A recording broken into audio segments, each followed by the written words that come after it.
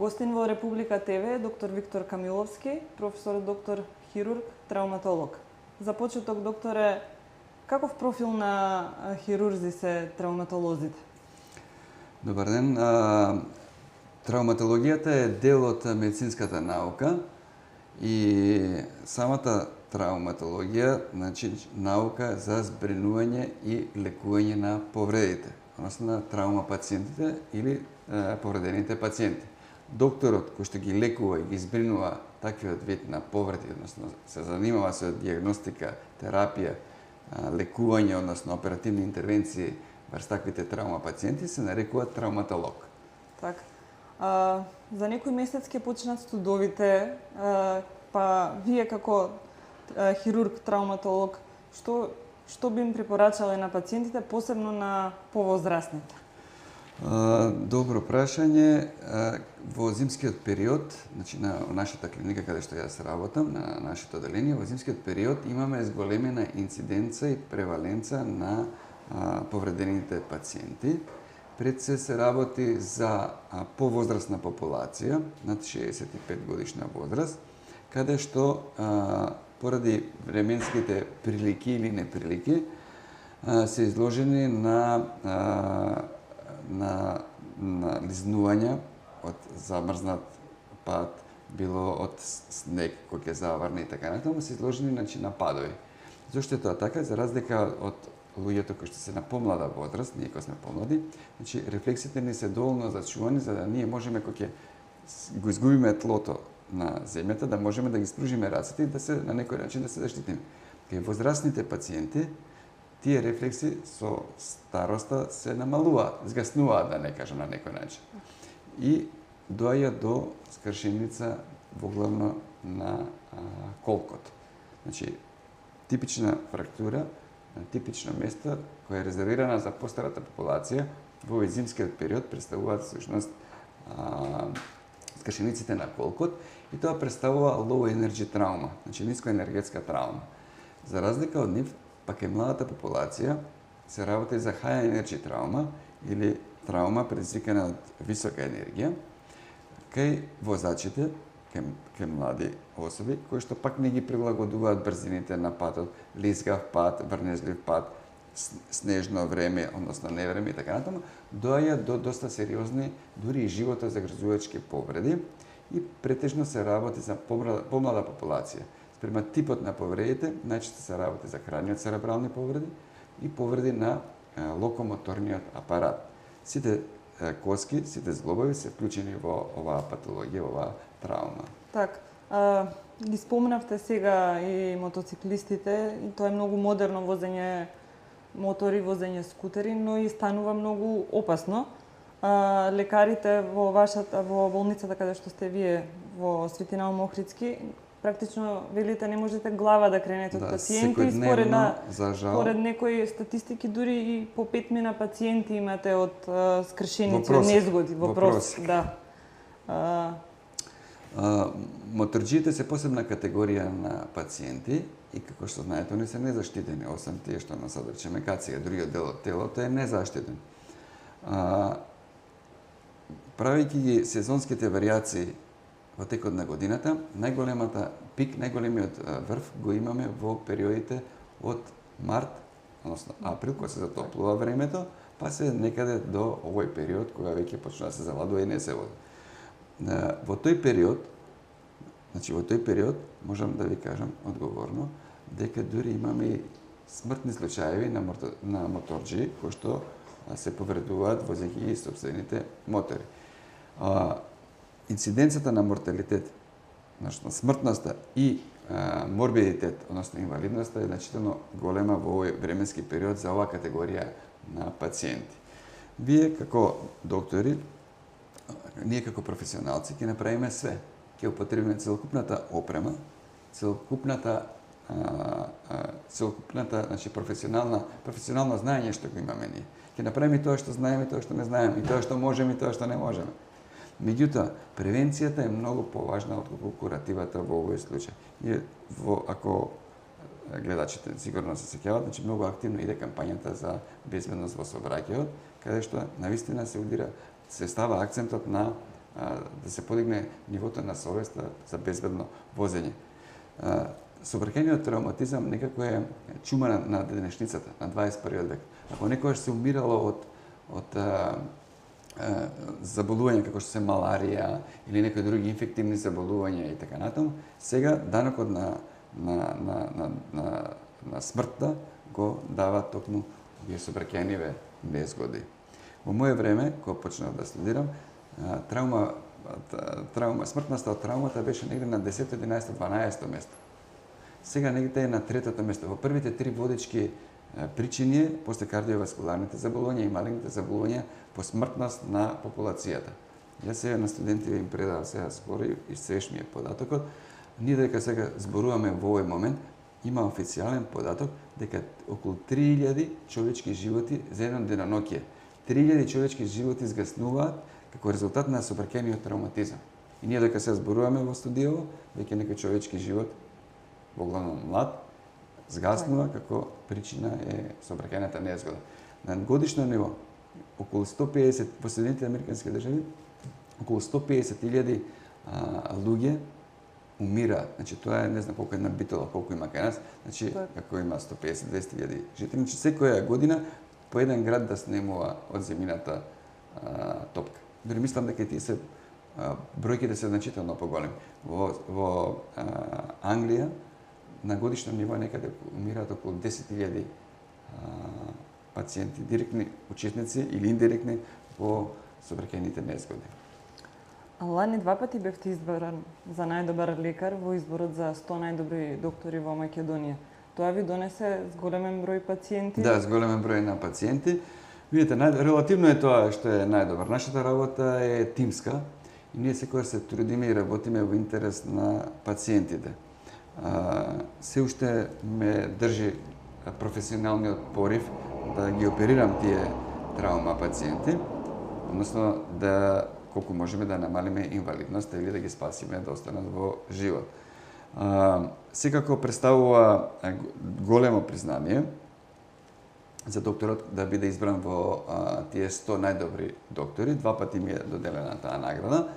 И тоа тука нема превара. Значи системот ги изфрла, значи по број на пациенти, по број на оперативни интервенции, направени операции. Значи системот ги изфрла во однос, да речеме, на другите колеги, каква е таа бројката и затоа е така направено. Нема никаков субјективитет. Така, во тек е и проектот Ало докторе, кој доби многу позитивни критики во јавноста. Да. Размислувате да одвоите колку што е возможно време да се приклучите на тој проект? Да. Мојата едукација е во европски земји, во центрите, во клиниките и во болниците и во Америка. И наистина тоа го видов таму, бидејќи тие полагаат доста внимание токму на оние emergency call. Значи, вие кога ќе се јавите на таа служба, како што кај нас итната медицинска помош, значи, во тој момент се активира цел систем. На местото на собраќајната незгода доаѓа доктори или парамедици, ако нема во возилото, значи брза помош, доаѓа полиција и доаѓа пожарна. Јас во моје 20 годишно искуство сум сведок и ги избрав сега и на рака тешкотиите кои што биле пациентите повредени во собраќајна незгода не можеле да бидат извадени од возилото заради тоа што не било, да речеме, адекватно извадено телото од колата. Не може со голи раце вие да го извадите. За овој проблем, мислам, ова е едно круцијално прашање каде што навистина треба да се на еден раунд тейбл, на една округла маса, да се вклучат повеќе фактори. И кажав, ние докторите сме крајната дестинација каде што доаѓа травма жртвите, да. Меѓутоа треба да се направи една дебата, вклучувајќи тука и образовниот систем, во главно мислам тука на децата во осмолетките, со нивните наставници. Ако вие тоа дете го научите дека на црвено треба да застане, на пешачки треба да поминува улицата, не да поминува на било каде. Значи, ние, здравството, образовниот систем, Министерството за внатрешни работи или сега се уклучува, што е доста вака една добра кампања и ја ги среќавам луѓето што ме среќаваат на улица или во самопослуга или било каде, значи вие кога ќе видите едно смачкано возило, кога ќе видите жртва како што е оваа рекламата, сигурно некој непријатно чувство ќе ви појави и ќе бидете малце повнимателни. Еве еден податок за неносењето на појас. Неносењето на појас го спасува животот. Вие ако не носите ако не носите вие појас, значи имате на chest injury. Значи доаѓа до повреда на градниот кош со фрактура на ребрата и лезија оштетување на внатрешните органи во што се во градната шуплина. Значи само со она трака што се носи, да не кажам и дополнителни што се airbag-овите. Намалувањето на брзината на возилото. Значи има бампер фракчер. Ако е речеме 30-40 и некој ве удри, значи може само да ви направи скршеница полесна на подколеницата. Меѓутоа, да е за 10 само, да е 10 до 15 км на час, да е поголема брзината, тогаш имаме first hit, значи ве удира пешакот, колата, предизвика одредено оштетување. И вториот хит настанува, бидејќи е голема брзината, како настанува повреда? Кога одреден квантум на кинетичка енергија ќе биде абсорбиран на човековото тело. И коските, ако се чврсти, сепак ќе ти имат одреден коефициент на еластичност. И кога ќе биде надминат тој коефициент, доаѓа до фрактура. Вториот удар е, бидејќи колата вози брзо, го дига пациентот и го удира на хаубата или во ветробранското стакло, или па ако е уште во најлоша ситуација го удира повторно на асфалтот, каде што настануваат дополнителни скршеници. Так. Заедно со вашиот лекарски тим, првпат во Македонија изведовте артроскопија на раме. До сега се извршени повеќе од 30 интервенции, а вакви операции извршувате и на колено и на рачен зглоб. Трошоците се целосно покриени од Фондот за здравство. Може да ни кажете нешто повеќе за таа операција? Благодарение на разбирањата на менаџерите во Фондот за здравство и ресорниот министер, што ги имаат разбирањата дека медицината е постојано оди напред. Потребна е одредена софистицирана опрема. Значи, ние на нашата клиника набавивме опрема која што ни возможува да работиме артроскопија. Што тоа значи за вашите гледачи? Влагање во било кој зглоб без рез, без сечење. Значи, доволни се само влезови, портови од 3-4 мм кои што ќе овозможат да камерата влезе во зглобот и аксесорниот порт каде што ги влагаме, како што ги ставаме инструментите за да си завршиме работата за која што дошол пациентот кај нас. Моментално во светот се тренд хит овие minimal invasive surgery. Значи тоа се оперативни техники кои што порано не сме можеле да ги правиме заради тоа што не сме имале оваа опрема. Значи тоа се оперативни техники кои што овозможуваат на пациентот да го оперираме во текот на денот и веќе во попладневните часови да си биде он со своите најблиски. Предноста е и за болницата, непрви трошкови, но и за бенефитот и за пациентот, кој што многу побрзо се враќа на своите работни или спортски активности и така натаму. Имаме преку 250 направени артроскопии на рачниот зглоб. Колку и да звучи за пофалба, сакам да кажам дека го работиме само на нашата клиника во државава, да се ги прекаме пациентите во странство. Голема проблематика, значи ја решаваме преку овие болки што ги имаат пациентите во рачниот зглоб. Артроскопијата на рамето е исто така нова метода која што сме ја вовеле на нашата клиника и всушност ги решаваме проблемите во зависност од повредите. Дали се работи кај помладата популација за повреди или кај постарата кои што имаат болки. Пациентите кои што доаѓаат во ординациите, во мојата ординација, кажуваат, значи повозрастната популација кажува дека од болки, значи не само што не спијат со ноќи, туку им иде да доаѓа кај мене и вели докторе сечете ми рака да не можам да ја живеам. Тоа се страшни болки, заради тоа што главата на длакната коска се трие со лопатката. Во тој момент на триење се јавува значително јака болка, каде што човековиот прак не може да толерира. Оваа интервенција, артроскопијата на рамото, овозможува пациентите да ги уживаат сите благодети, да уживаат она перфектна слобода на движење на рамениот зглоб. И не само тоа, имаме нова метода, да речеме кај тешки скршеници на рамото. Значи, сме имплантирале артропластика се вели, протези на рамото. Тоа се субтотални или тотални протези на рамото, каде што туку парчиња има скршеницата, што не постои друг метод да се направи синтеза, да се санира, освен да се извади оштетениот дел и да се стави, може малку звучи футуристички, меѓутоа оштетениот дел го вадиме, ставаме, значи, протеза, вештачко рамо во и што е и мотото на оваа артропластика, значи филозофијата на оваа протеза е живот без болка.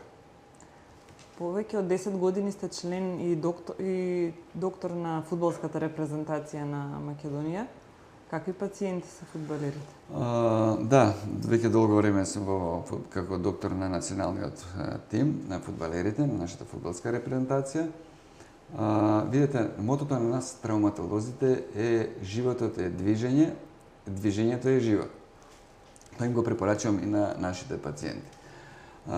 Фудбалерите представуваат една интересна категорија на луѓе, заради тоа што, иако морам да признам дека се изложени на доста голем притисок, што поголем првенствен надпревар, што поголема квалификација, притисок од публиката, притисок од управата, притисок од тренерите и така натаму. Значи, резултатите што порано ги правеле пред 20 на 10 на години јуниорите, сениорите, сега веќе ги прават децата, јуниорите. Значи, од година на година се зголемуваат или побрзи се, или се, да речеме, повични во техниката и така. Пример, просек на игра во фудбал било пред 10 на години 7 километри. Сега тие трчаат по 12-13 километри. Како травматолог, како доктор, спортски травматолог кој се занимава со оваа проблематика, може да замислите колкаво оптеретување за зглобовите, колкаво оптеретување за кардиоваскуларниот систем, колкаво оптеретување за скочните зглобови. За жал се и повреди се дел од таа игра, што тоа не значи дека тие треба да прекинат или било кој рекреативно треба да прекине спортската игра или фудбалот за да се плаши дека ќе може да дојде до повреда. Значи повредите се секојдневие. Значи фудбалерите во репрезентацијата тие играат во странските клубови во Европа и се доста вака професионални, имаат професионален однос. И како према самите повреди, значи ја бев на еден конгрес во Марибор пред 5-6 години, фудбал медицина во фудбалот, кај што точно акцент беше ставен на превенцијата на повредите. Значи, доколку фудбалерот биде спремен, доколку одредена ложа, регија биде спремна, подготвена за тој напор што го има, тогаш и повредите се многу помали. Процентот на повредите е многу помал. Доколку не е спремен, тој е повулнерабилен, ткивото е подложна на повреди, него ли да речеме некој како е спремен играч. Повреди, вака да не ги спомнувам се по име играчите. Не барав дисциплината нивна и какви пациенти се тие. Факт е дека е намален бројот на повредените. Во главно се работи за повреди на скочните зглобови, на коленото, кај голманите ишешување и сколчување на рамото. Се работи за дисторзии, стигнување на мускулите. Од нашата македонска лига имам оперирано 4-5 пациенти со фрактури на подколеницата. Стартови погрешни, таа жилбата да се одземе топката и така натаму. Така да, фудбалерите се една категорија која што самата нивна 90-минутна игра е таква да настануваат тие повреди. Благодарение на Фудбалската федерација на Македонија имаме разбирање, имаме набавено најсовремениот БТЛ апарат кој што им правиме ние терапија, ние кодиме на патувањата со авион, го носиме со нас, за да го намалиме тој период на рехабилитација. Бидејќи утакмиците се за 2 дена, за 3 дена и така натаму. Но она што е важно како нас спортски доктори, мене ми е лесно во болницата, имам целокупната опрема, апаратура, ќе го чувам еден ден, 2 ден. Проблемот е вие кога ќе влезете во теренот и кога ќе треба да кажете дали овој играч треба да го исклучите или да не го исклучите, дали може да продолжи играта или не може да продолжи. Значи тука е умешноста на докторот со одредени тестови за тие минута, 2 колку што ги има да ја оцени фактичката состава на повредата и да каже дали ќе го пушти натре во теренот или нема да го пушти. Инаку се доста вака спортистите со еден ведар дух, расположени постојано, немаат некоја проблематика во однос на, да речеме, обичниве луѓе. Така да мислам дека се окей. Дисциплинирани се вака, тоа што ќе им ги кажеме препараките, јас заедно со двајцата помошници масерите што ми се во репрезентација. Доктор Камиловски, ви благодарам за гостувањето во Република ТВ. Фала многу и вас на поканата што ме поканивте да учествувам.